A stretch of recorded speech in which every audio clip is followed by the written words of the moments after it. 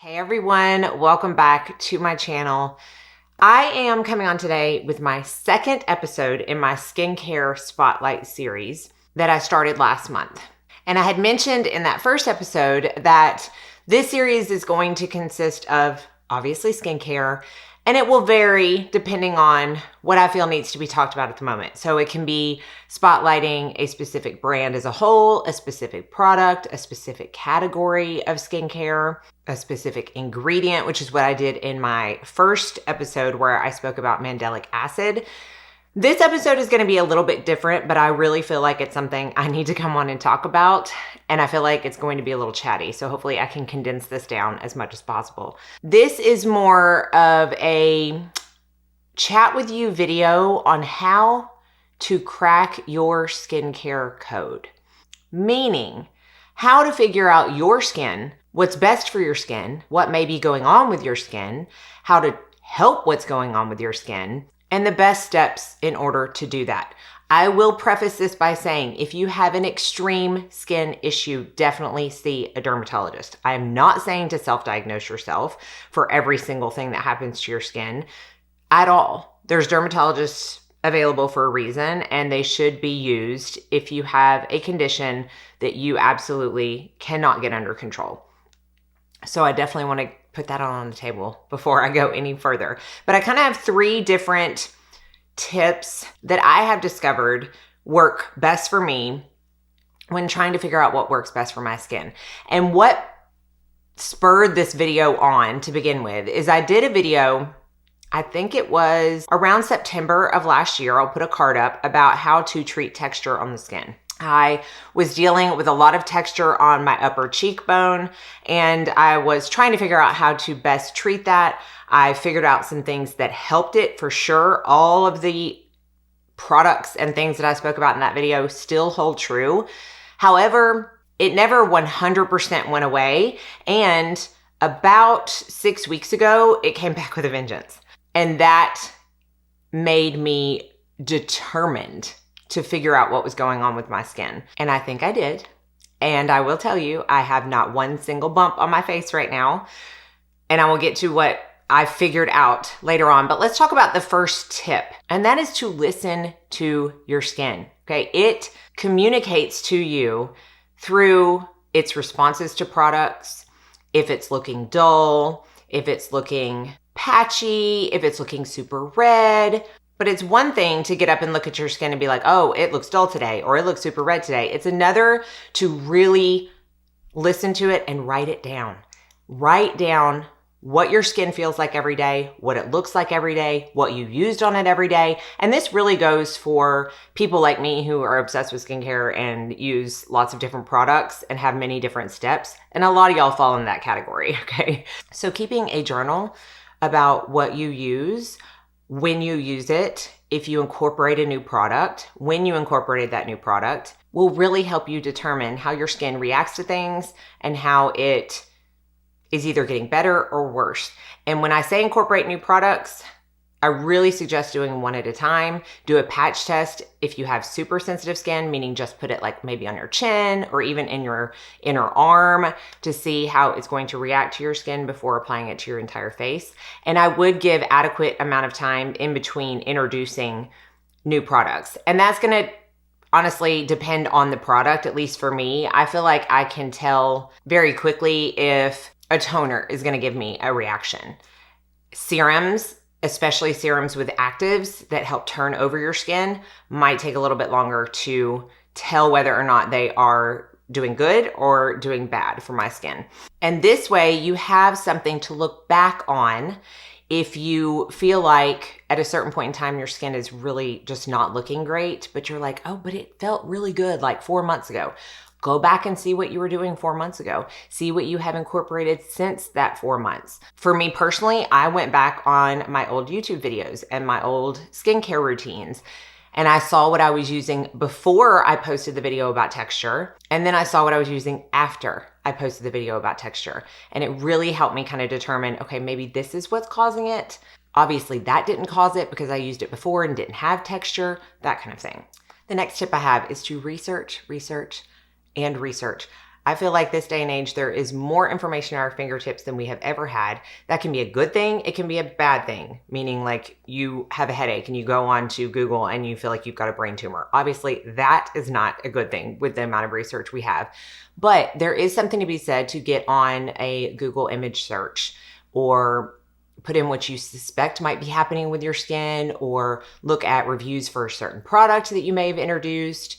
Don't discount even anecdotal evidence. I know a lot of skincare is science-based, as it should be, but there is something to be said for anecdotal evidence, meaning somebody else had this same issue with this product, and then you find out that a ton of people had that issue with this product, even though the science behind it says it's great and it'll do wonders for your skin. Not everybody is going to have that same response. Reddit is honestly a rabbit hole. Like, I went down the Reddit rabbit hole when I was looking at certain products and what people thought about them and how they have reacted to them. There's a lot of good skincare subreddits to get on and do your research. Look at YouTube videos. There's tons of dermatologists on YouTube now doing videos. I really relied on what some of those dermatologists were saying when I was trying to figure out what was going on with my skin. There's never enough research that can be done.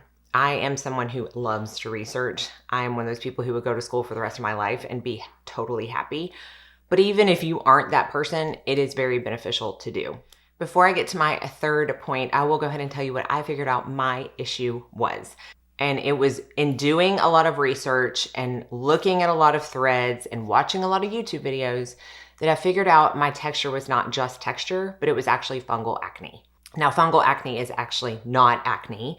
It is an overgrowth of Malassezia, which is a type of yeast, which lives on our skin all the time, but in a good, balanced way. And if you get an overgrowth of it, just like if you get an overgrowth of bad bacteria in your gut, you start having issues with that.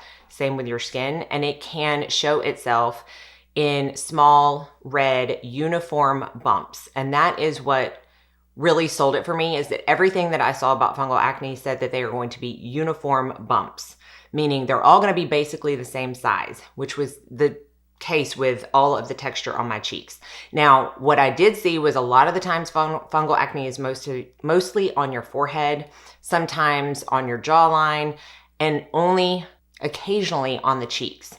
But again, I'm going to take that occasionally and run with it because anybody can be the 1%. Another thing, it said that most of the time it is itchy and kind of burning. Mine did not have that issue at all. However, going down the Reddit and subreddit rabbit hole, I found that a lot of people that had fungal acne did not have the itching and burning associated with it. In fact, I'm going to put a couple of pictures up on the screen of what my fungal acne, my texture looked like. And these are examples of fungal acne that aren't necessarily red or inflamed. So once I determined that's what I had, I went back and researched and said, okay, what is fungal acne safe? What can cause the overgrowth to be exacerbated on the face? What am I using that has these types of ingredients? And one of the main things that I saw was that people with fungal acne or that are prone to fungal acne should stay away from heavy oils, esters, fatty acids in their products. Now, I knew that I didn't typically have a problem with that because when I went back and looked at my old videos of what I used, I had a ton of oils in them. I had a ton of, heavier moisturizers, and I was fine with that. So I thought, okay, well, what have I been using lately that maybe has some oils in it or esters or fatty acids that don't agree with my skin? And the only thing that I came up with was the Beauty of Joseon Ginseng Cleansing Oil. I started using this after I got done with my Numbuzzin. That's when it started really getting bad, especially on this cheek, because a lot of times the majority of it stayed on this cheek if it was going to stay. This one had like a line of bumps all the way. Very, very, very textured, almost sandpaper feel to them once I started using this. And this has a lot of very heavy, non-fungal acne safe oils in them. I immediately stopped using this. I thought if anything is probably exacerbated, it's this. I was kind of scared to go into any other cleansing oils because even though I've loved them in the past and they worked for me, I just was like, I gotta nip this in the bud. So I went to Micellar water. I talked about this in my favorites video. This is the ISDIN Micellar solution. So I went to that and it definitely did not get any worse and it started to calm down a little bit. Then I started thinking, what have I been using between September, when I posted that video about texture, and now? What is the main thing that I have been incorporating into my routine that I did not have in my routine before that? Because I had convinced myself I was not susceptible to have sensitivity to the oils and moisturizers and fatty acids because I've used so many of them. And the main thing that I have used and started using in that time period was fermented ingredients in my Korean beauty. Now, please do not get me wrong. I love K-beauty, but I was using a lot of toners and serums and moisturizers that had fermented ingredients in them. Great for the skin for the majority of people. But then I started researching more, going down the Reddit rabbit hole, and realized that there are a few people who are sensitive to fermented ingredients. I actually found a blog post by someone who described my skin to a T and said that the one and only thing that helped her get rid of her fungal acne was to cut out fermented ingredients in her skincare. I was really sad, y'all. I was really sad because I like a lot of those products, but I did. I cut them out completely. And this is what is going into my third and final tip. Go back to the basics. If you have an issue with your skin, if you feel like your skin is not looking as good as it did months ago, or even 2 months ago, or even last month, and you've changed some things up in your routine, just go back to the basics. Go back to the things you know work for your skin. And that's what I did. I took out what I thought was causing it, all of my fermented products. I waited a week to see if anything got better, and so on and so on. You could go back to the main basics by just doing a cleanser, a moisturizer, and an SPF. However, if you have an intense routine like I do, it's going to be hard to determine what's actually causing the reaction if you take everything out. So I didn't. I just took the fermented ingredient products out. I started incorporating my Hydrinity hypochlorous acid mist into my routine twice a day. And I went back to the serums that I used to use pre-September last year. I went back to the moisturizers that I used to use, and going to Micellar water, using this mist and cutting out my fermented ingredients cleared up my skin. It took about a month, but it cleared it up.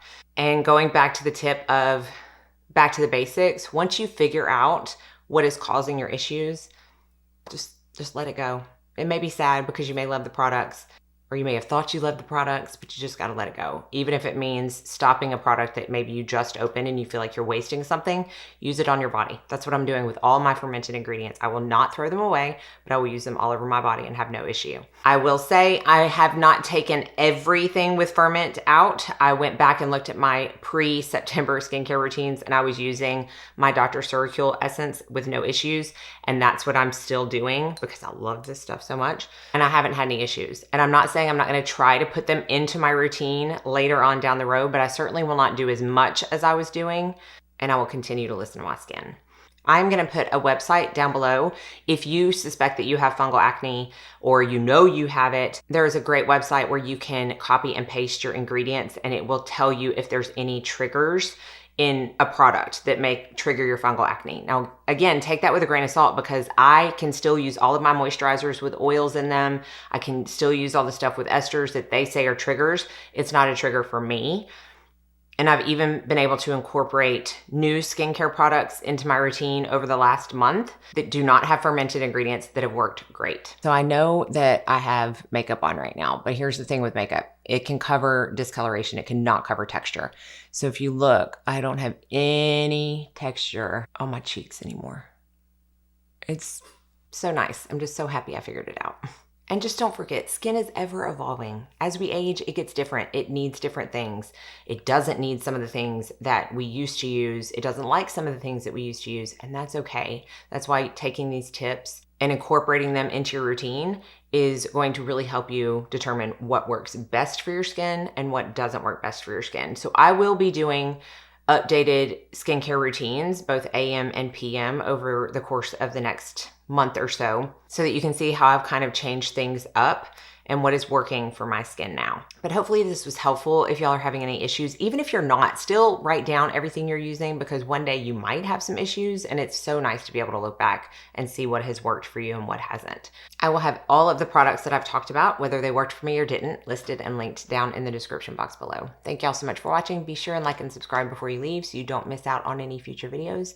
And I hope you all go out and have a very blessed day.